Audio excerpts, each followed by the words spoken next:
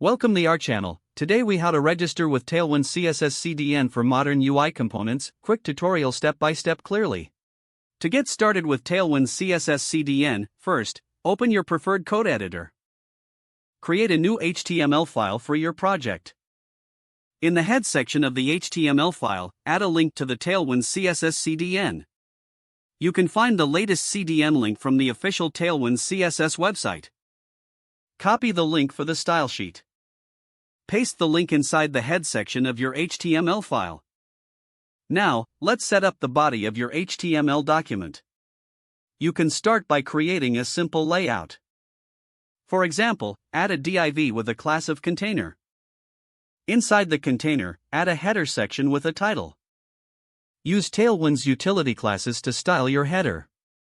For instance, apply classes like text4xl for font size and font bold for weight. Next, create a section for your content.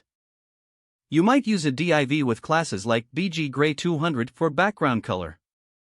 Feel free to add padding and rounded corners using Tailwind's spacing utilities. To include buttons, create a new button element. Add Tailwind classes such as bgblue500 for background color and textwhite for text color. You can also include hover effects with the hover bgblue700 class. After designing your UI components, save the HTML file.